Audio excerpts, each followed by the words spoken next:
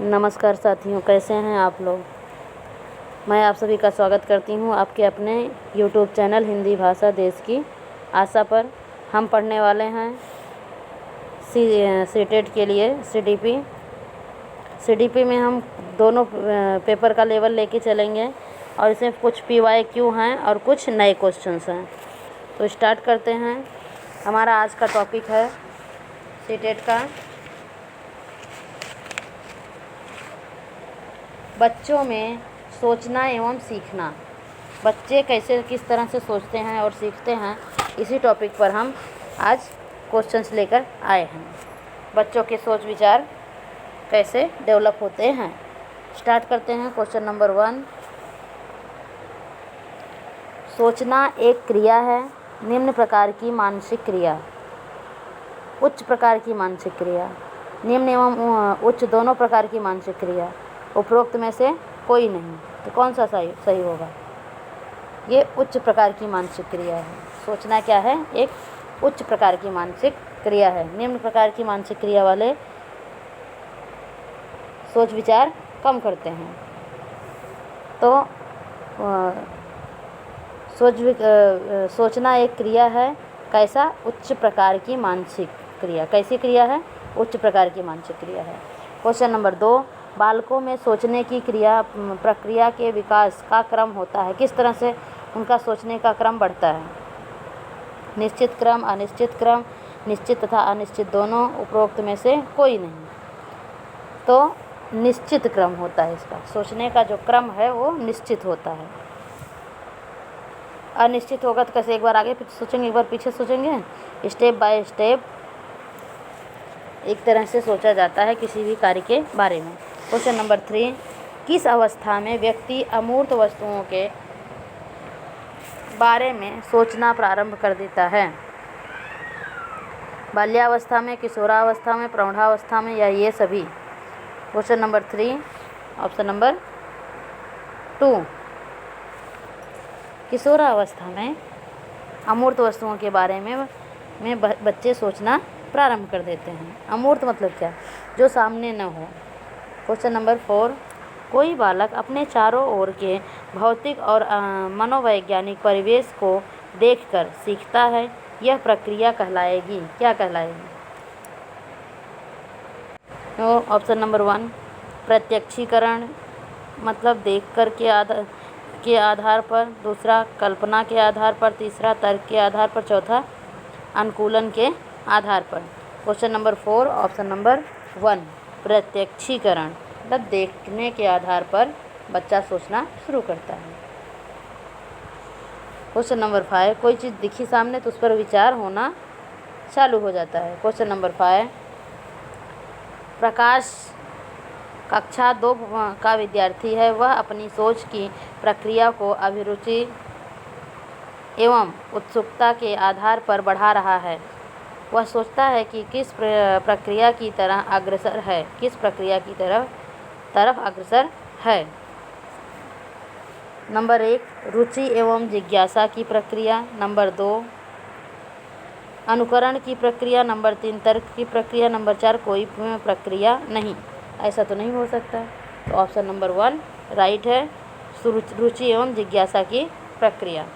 Question number 6, निम्न में से कौन बालकों में सोचने की क्रिया का अंग नहीं है। प्रत्यक्षीकरण की प्रक्रिया, कल्पना की प्रक्रिया, तर्क की प्रक्रिया, समावेशन की प्रक्रिया। क्वेश्चन नंबर 6 ऑप्शन नंबर 4, समावेशन की प्रक्रिया में सोचने की प्रक्रिया का अंग ये नहीं है। बाकी तर्क करना भी सोचना है, कल्पना करना भी सोचना है और प्रत्यक्षीकरण भी सोचना है। नेक्स्ट पेज देखेंगे। क्वेश्चन नंबर 7, अनुकरण का अर्थ होता है, क्या होता है।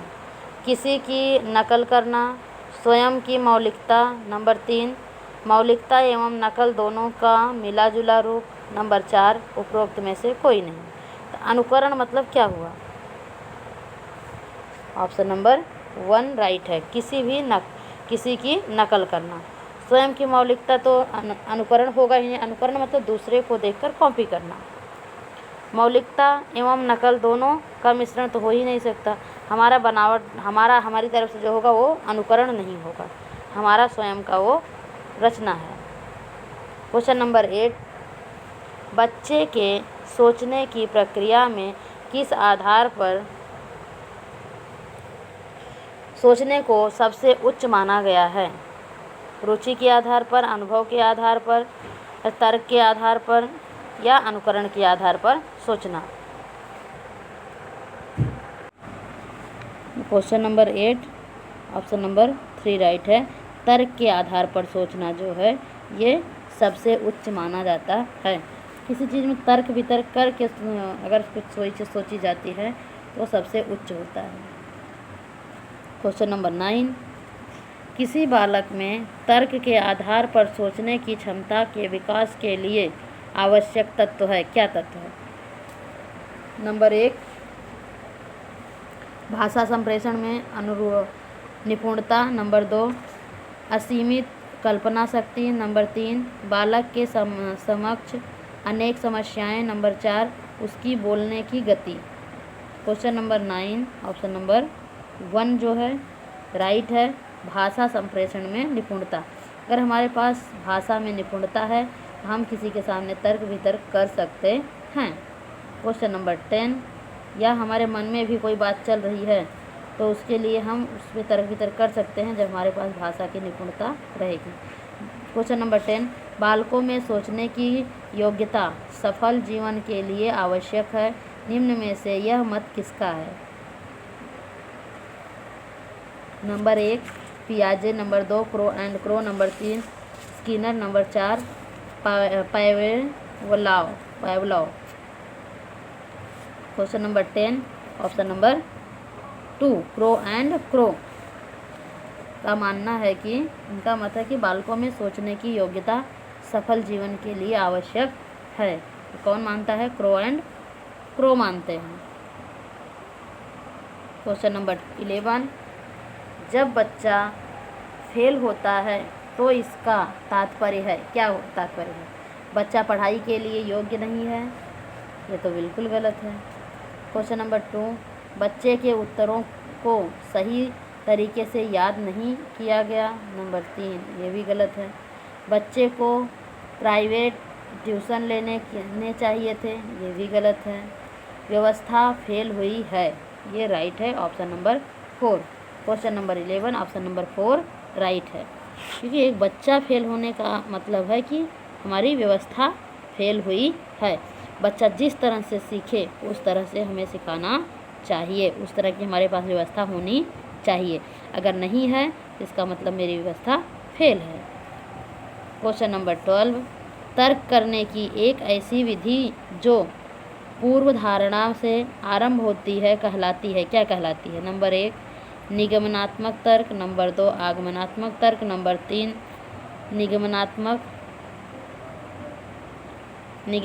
निगमनात्मक तथा आगमनात्मक दोनों तर्क। नंबर 4, उपरोक्त में से कोई नहीं। Question number 12 option number 1 right है। कौन सा राइट है? 1।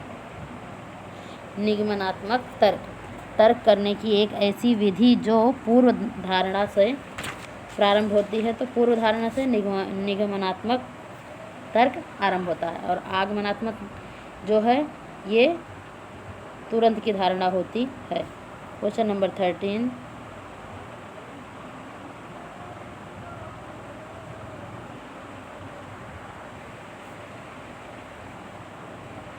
आगमनात्मक तर्कणा चलती है, कैसे चलती है? विशिष्ट से सामान्य की ओर, सामान्य से विशिष्ट की ओर, सामान्य से सामान्य की ओर, उपरोक्त में से कोई नहीं। Question number 13 option number 1 right है, विशिष्ट से सामान्य की ओर।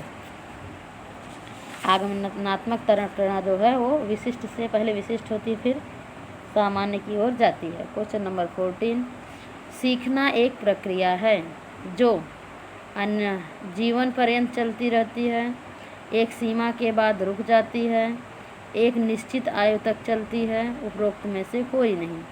सीखना, question number 14 option number 1 right है।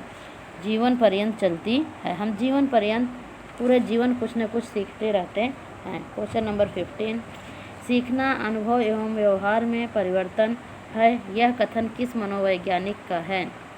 जैक्सन, एंडरसन, एमुंडसेन या फ्रेडसन? किसका है?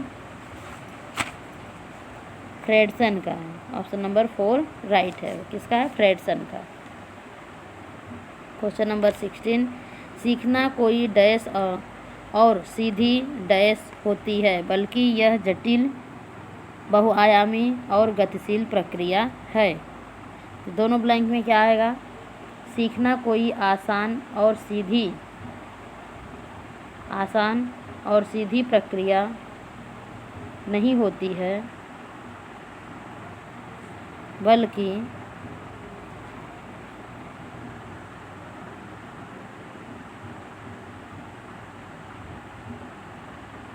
क्या होती है? दूसरा ऑप्शन सही है, आसान प्रक्रिया नहीं है। सीखना कोई आसान और सीधी प्रक्रिया नहीं भी नहीं है, यहाँ पर हमें नहीं भी जोड़ना है, नहीं है, बल्कि यह जटिल, बहुआयामी और गतिशील प्रक्रिया है। क्वेश्चन नंबर 17, अनुभव द्वारा व्यवहार में रूपांतरण लाना ही अधिगम है, यह कथन किससे संबंधित है? Gates, Peel, Crow and Crow या वाइगोस्की? किससे संबंधित है? ऑप्शन नंबर 1 गेट्स से संबंधित है। अनुभव द्वारा व्यवहार में परिवर्तन लाना ही अधिगम है, यह कहना गेट्स का है। क्वेश्चन नंबर 18, स्कूल के भीतर और बाहर दोनों जगहों पर डैश की डैश चलती रहती है। विकास की प्रक्रिया, बालक की शरारतें, सीखने की प्रक्रिया, शिक्षकों की प्रगति। क्या होता है? बालक की सीखने की प्रक्रिया। Question number 18 option number 3 right है, सीखने की प्रक्रिया विद्यालय में और बाहर दोनों जगह चलती रहती है। ऑप्शन नंबर 19, सीखने से संबंधित तत्परता का नियम किसने दिया है? Thorndike, Pavlov, E.A. पील या मास्लो? किसने दिया है? थॉर्नडाइक ने दिया है। कौन दिया है? थॉर्नडाइक ने। सीखने से संबंधित तत्परता का नियम जो है वो थॉर्नडाइक का है। नेक्स्ट क्वेश्चन देखेंगे। क्वेश्चन नंबर 20, सीखने से संबंधित प्रबलन का सिद्धांत निम्न में मनोवैज्ञानिकों में से किससे संबंधित है? CLL, हल, वाइगोस्की, पियाजे, फ्रायड? किससे है? ऑप्शन नंबर 1 CL हल का है। CL हल का है। क्वेश्चन नंबर 21, बच्चों की सीखने के लिए आवश्यक तत्व है कौन सा? अभ्यास, तत्परता, अंतर्दृष्टि? केवल A, केवल B, केवल C या ये सभी? तो ये सभी होगा। Option number 4। क्वेश्चन नंबर 22, बच्चों के सीखने के संदर्भ में निम्नलिखित में से कौन सा कथन सत्य है? क्या है? सत्य है। ऐसे ही क्वेश्चन पाने के लिए हमारे चैनल को आप सब्सक्राइब करें और लाइक करें, जिससे और अच्छा हमें कंटेंट लाने का प्रोत्साहन मिले। और अगर सब्सक्राइब करके बेल आइकन को दबा के रखेंगे तो हर नोटिफिकेशन आपको मिलती रहेगी। ऑप्शन नंबर 1, सीखना किसी की मध्यस्थता के बिना नहीं हो सकता। नंबर 2, बच्चे व्यक्तिगत स्तर पर एवं दूसरों से भी भिन्न तरीक़ों से सीखते हैं। नंबर 3, सीखने के बाद व्यक्ति स्वयं और दूसरों को समझने के योग्य हो पाता है। नंबर 4, सीखना अनुभव या व्यवहार में परिवर्तन है। Question number 22 option number 2 right है। बच्चे व्यक्तिगत स्तर पर एवं दूसरों से भी विभिन्न तरीक़ों से सीखते हैं। क्वेश्चन नंबर 23, यदि कोई बालक किसी कार्य को बार बार दोहराता है तो थॉर्नडाइक के किस नियम का अनुपालन करता है? नंबर 1 तत्परता का नियम, नंबर 2 अभ्यास का नियम, नंबर 3 प्रभाव का नियम, नंबर 4 उपरोक्त में से सभी। Question number 3 option number 2 right है, अभ्यास का नियम। जब बार बार वो किसी चीज़ को दोहरा रहा है, प्रैक्टिस कर रहा है, तो क्या कर रहा है? अभ्यास कर रहा है। क्वेश्चन नंबर 24 सीखने का आधार आवश्यकता की पूर्ति की प्रक्रिया है। यह कथन किस मनोवैज्ञानिक का है? Option number 1 Thorndike, number 2 Wordsworth, number 3 C.L. हल, नंबर 4 वाइगोस्की।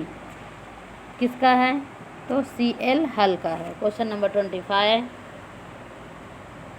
सीखने की प्रक्रिया के महत्वपूर्ण साधन क्या हो सकते हैं?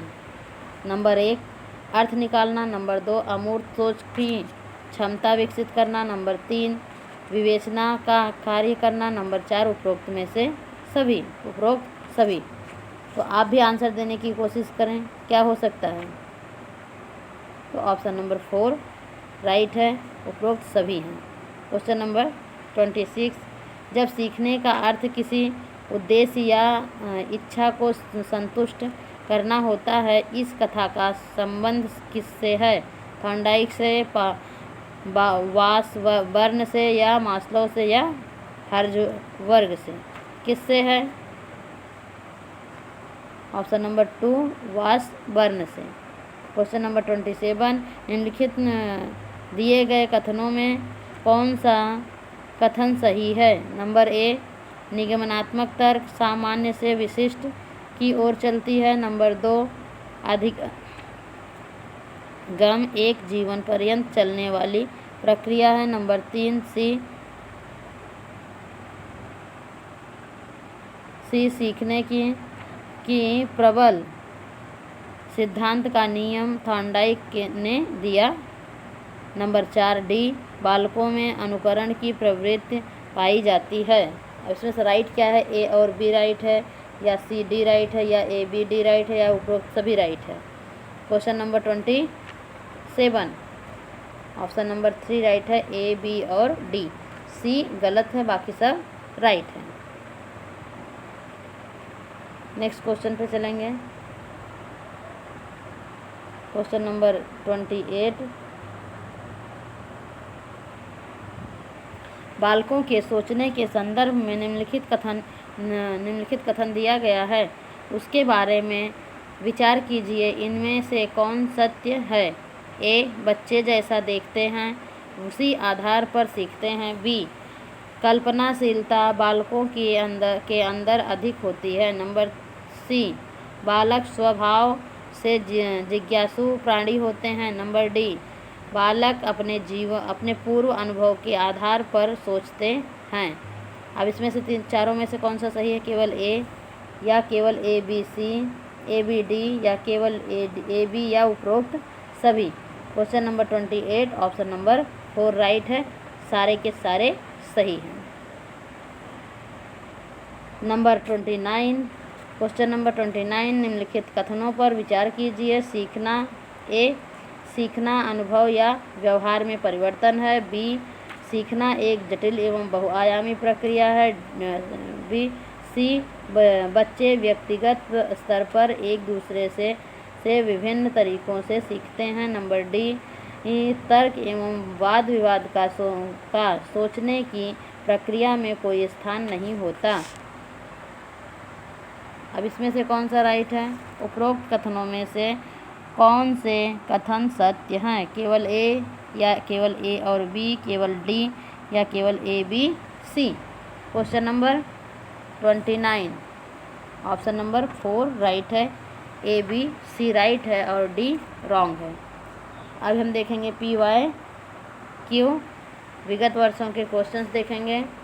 क्वेश्चन नंबर 30 इरफान खिलौनों को तोड़ता है और उसके पुर्जों को देखने के लिए उन्हें अलग अलग कर देता है, आप क्या करेंगे?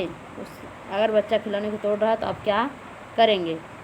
ये क्वेश्चन भी जून 2011 में आया हुआ है। ऑप्शन नंबर 1 उस पर हमेशा नज़र रखेंगे, नंबर 2 उसके जिज्ञासु स्वभाव को प्रोत्साहित करेंगे, और उसकी ऊर्जा को सही दिशा में संचालित करेंगे। नंबर 3, उसे समझाएंगे कि खिलौनों को तोड़ना नहीं चाहिए। नंबर 4, इरफान को खिलौनों से कभी भी नहीं खेलने देंगे। सब गलत है, ऑप्शन नंबर 2 राइट है। जिज्ञासु स्वभाव को प्रोत्साहित करेंगे और उसकी ऊर्जा को सही दिशा में संचारित करेंगे। Question number 30, option number 2 right है। क्वेश्चन नंबर 31, निम्नलिखित में से कौन सा कथन सीधे सोचने के बारे में सही है? यह भी 2011 में आया हुआ क्वेश्चन है। ऑप्शन नंबर 1, सीखना उस वातावरण में प्रभावित होता है जो संवेगात्मक रूप से सकारात्मक हो और शिक्षार्थियों को संतुष्ट करने वाला हो। नंबर 2, सीखने के किसी भी चरण पर सीखना संयोगात्मक कारकों से प्रभावित नहीं होता है। नंबर 3, सीखना मूल रूप से मानसिक क्रिया है। नंबर 4, बच्चों द्वारा की गई त्रुटियां यह संकेत करती हैं कि किसी तरह का सीखना नहीं हुआ है। Question number 31, option number 1 right है। सीखना उस वातावरण में प्रभावित होता है जो संवेगात्मक रूप से सकारात्मक हो और शिक्षार्थियों को संतुष्ट करने वाला हो। बच्चे जो भी सोच रहे हैं उससे उनको संतुष्टि मिलनी चाहिए। क्वेश्चन नंबर 32, शिक्षार्थी जो पहले सीख चुके हैं उसकी पुनरावृत्ति और प्रत्यास्मरण में शिक्षार्थियों की मदद करना महत्वपूर्ण है, क्यों महत्वपूर्ण है? ये भी 11 में आया हुआ क्वेश्चन है। ऑप्शन देखेंगे। क्वेश्चन नंबर 32, ऑप्शन नंबर 1, नई जानकारी को पूर्व जानकारी से जोड़ना सीखने को समृद्ध बनाता है। नंबर 2, पूर्व पाठों को दोहराने का यह एक प्रभावी तरीका है। ये तो गड़बड़ है, फिर भी देख लेते हैं, आगे रखते हैं ऑप्शन इसको। यह शिक्षार्थियों की स्मृति को बढ़ाता है जिससे सीखना सुदृढ़ होता है। नंबर 4, यह किसी भी कक्षा अनुदेशन के लिए एक सुविधाजनक शुरुआत है। तो question number 32, option number 4 right है। इस तरह की सोच जो है यह किसी भी कक्षा के अनुदेशन के लिए सुविधाजनक शुरुआत है उसकी। तो क्वेश्चन नंबर 33, जब पूर्व का अधिगम नई स्थिति के सीखने को बिल्कुल प्रभावित नहीं करता तो यह डैश कहलाता है। क्या कहलाता है? ये भी 12 में आया हुआ क्वेश्चन है। नंबर 1, अधिगम का शून्य स्थानांतरण। नंबर 2, अधिगम का निरपेक्ष स्थानांतरण। नंबर 3, अधिगम का सकारात्मक स्थानांतरण। नंबर 4, अधिगम का नकारात्मक स्थानांतरण। तो जब कोई प्रभाव नहीं पड़ रहा है तो अधिगम का निरपेक्ष स्थानांतरण होगा। Question number 33, option number 3 right है। अधिगम का सकारात्मक स्थानांतरण बिल्कुल प्रभाव नहीं करता है तो यह क्या कहलाएगा? अधिगम का सकारात्मक स्थानांतरण। मतलब नकारात्मक तो नहीं कर रहा है ना, अधिगम का शून्य स्थानांतरण होना चाहिए था। फिर भी इसने यही माना है आयोग ने, तो मैं यही मानूंगी। वैसे मेरे हिसाब से तो ये पहला राइट लग रहा है कि शून्य स्थानांतरण होना चाहिए, लेकिन यहाँ आयोग ने तीसरे को माना है तो इसलिए हम तीसरा भी लेके चल रहे हैं। क्वेश्चन नंबर 34, व्यवहार का करना पक्ष डैश में आता है। नंबर 1, सीखने की गति कोग्निटिव क्षेत्र। नंबर 2, सीखने के मनोवैज्ञानिक क्षेत्र। नंबर 3, सीखने के संज्ञानात्मक क्षेत्र। नंबर 4, सीखने के भावात्मक क्षेत्र। Question number 34, option number 2 right है। सीखने के मनोवैज्ञानिक क्षेत्र। व्यवहार का करना, व्यवहार मनोवैज्ञानिक रूप से होता है। क्वेश्चन नंबर 35, दिए गए वाक्य को पूरा करने के लिए निम्नलिखित में से कौन सा युग्म सर्वाधिक उचित विकल्प होगा? कौन सा होगा? ऑप्शन नंबर 1, कक्षा कक्ष उपयोगी विस्मरण। नंबर 2, केवल उनके कक्षा कार्य से संबंधित प्रत्यास्मरण। केवल आ गया है, ध्यान में रखो, नकारात्मक वर्ड। नकारात्मक वर्ड जहाँ पर ये आता है वो ऑप्शन कभी गलत सही नहीं होता है। गलत सही होता है कब, जब उसमें नहीं पूछा गया हो, मतलब गलत को ही पूछा गया हो, वहाँ पर ये वाले ऑप्शन सही होते हैं। ऑप्शन नंबर 3 सांस्कृतिक रूप से निष्पक्षी स्मरण। नंबर 4 वास्तविक जीवन में उपयोगी सीखना। तो क्वेश्चन नंबर 35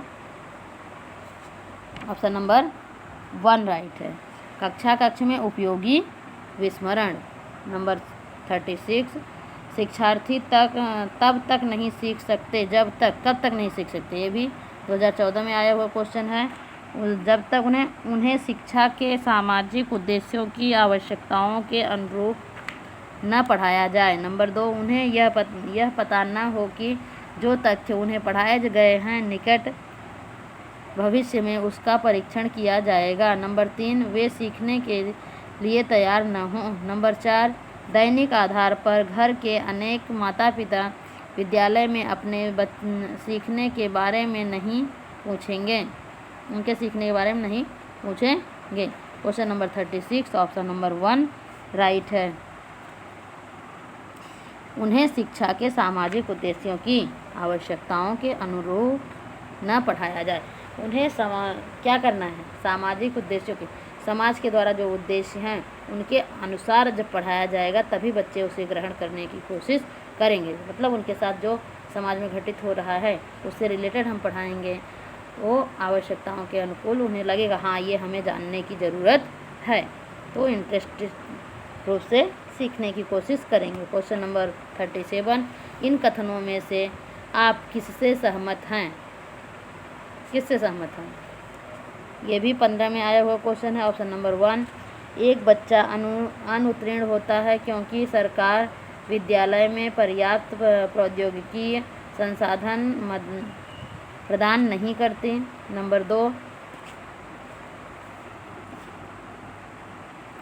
एक बच्चे की असफलता मुख्य रूप से माता पिता के शिक्षा तथा आर्थिक स्तर में कमी के कारण होती है, कोई मतलब नहीं है। नंबर 3 एक बच्चे की असफलता के लिए वंशानुक्रम घटकों को प्रत्यक्ष रूप से जिम्मेदार ठहराया जा सकता है जिसे उसने अपने माता पिता से अर्जित किया है। नंबर 4 एक बच्चे की असफलता व्यवस्था तथा बच्चे के प्रति प्रतिक्रिया करने में इसकी असमर्थता का एक प्रतिबिंब है। Question number 37 option number 4 right है, बाकी सब रॉन्ग है।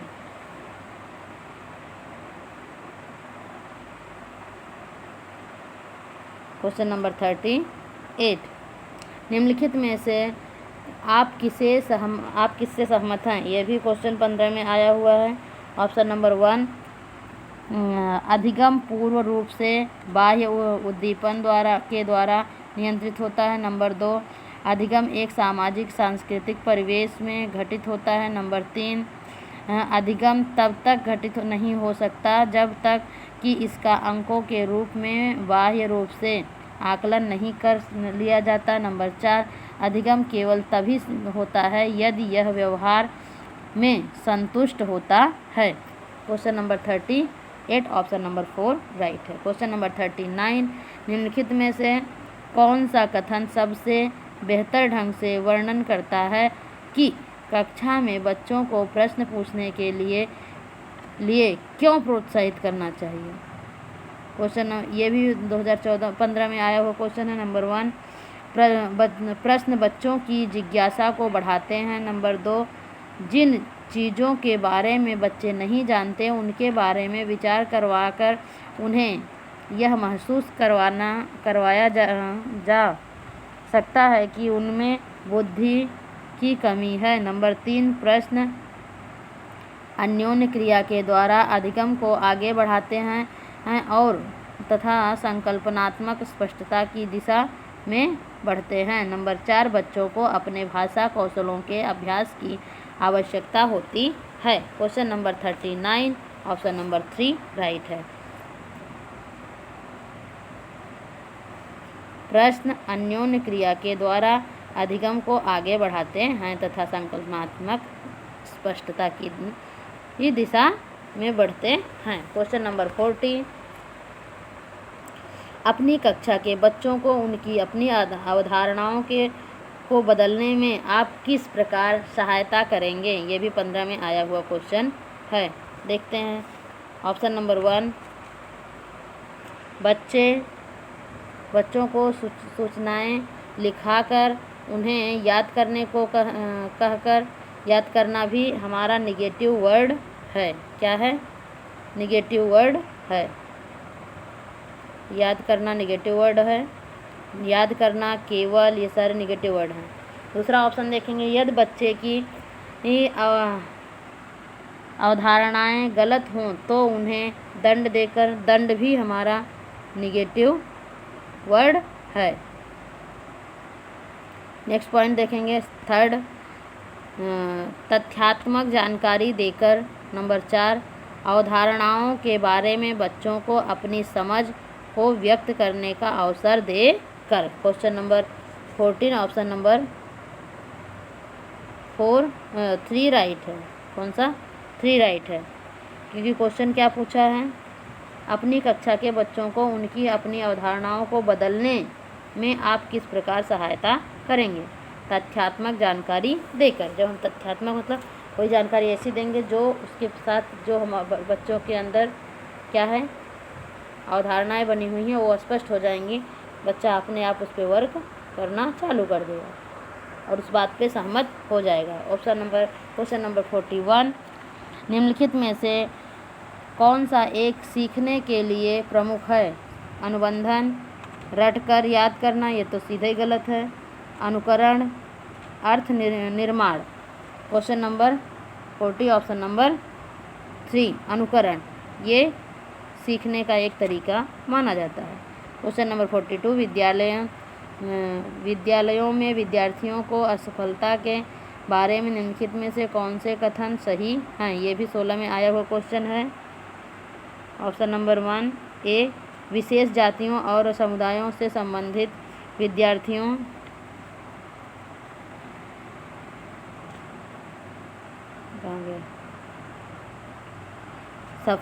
असफल होते हैं क्योंकि उनमें योग्यता नहीं होती। नेक्स्ट पॉइंट बी, विद्यार्थी विद्यालयों में असफल होते हैं क्योंकि उन्हें अधिगम के लिए उपयुक्त पुरस्कार नहीं दिया जाता, तो पुरस्कार भी नेगेटिव वर्ड है। ऑप्शन नंबर सी, विद्यार्थी असफल होते हैं क्योंकि शिक्षण उस तरीके से नहीं किया जाता जो उनके लिए सार्थक हो, सही हो सकता है। ऑप्शन नंबर डी, विद्यार्थी असफल होते हैं क्योंकि विद्यालय व्यवस्था प्रत्येक विद्यार्थियों की आवश्यकताओं और अभिरुचियों का ध्यान नहीं रखता। इसमें एक से ज़्यादा ऑप्शन सही हो सकते हैं, तो कौन कौन से राइट हो सकते हैं? ए, बी या सी, डी या बी, सी या बी, डी। कौन सा राइट हो सकता है? Question number 42 option number 4 right है, बी और डी। बी, विद्यार्थियों में विद्यालयों में असफल होते हैं क्योंकि उन्हें अधिगम के लिए उपयुक्त पुरस्कार नहीं दिया जाता। मतलब अच्छे कार्य कर रहे हैं, हमेशा पुरस्कार नहीं देना है, लेकिन कुछ अच्छे कार्य कर रहे हैं तो उस पर हमें उन्हें प्रोत्साहित करने के लिए कुछ देना चाहिए। हमेशा बच्चे बहुत अच्छे कार्य कर रहे हैं लेकिन उन्हें पुरस्कृत नहीं किया जा रहा, मतलब पुरस्कार के तौर पे कुछ भी नहीं मिल रहा है, तो बच्चे सब बच्चों की तरह होने लगेंगे वापस से। और डी, विद्यार्थी असफल होते हैं क्योंकि विद्यालय व्यवस्था प्रत्येक विद्यार्थियों की आवश्यकताओं की अभिरुचि का ध्यान नहीं रखती। ये भी सही है। हमें बच्चों को पुरस्कार देना है, लेकिन हमेशा हर छोटी छोटी बातों पर नहीं देना है। हमेशा हम पुरस्कार देते रहेंगे तो बच्चे लालच में ही कार्य करेंगे, वो अपनी इच्छा से, अपने इंटरेस्ट से कार्य नहीं करेंगे। तो पुरस्कार कहीं कहीं उचित होता है, हर जगह उचित नहीं होता है। क्वेश्चन नंबर 43,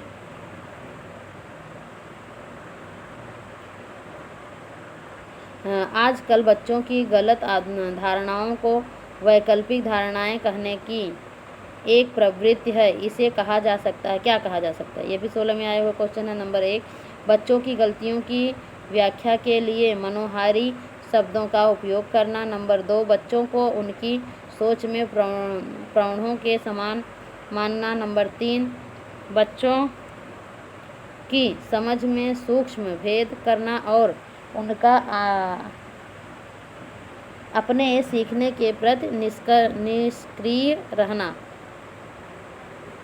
तो ऑप्शन नंबर 3 राइट है, बाकी सब रॉन्ग है।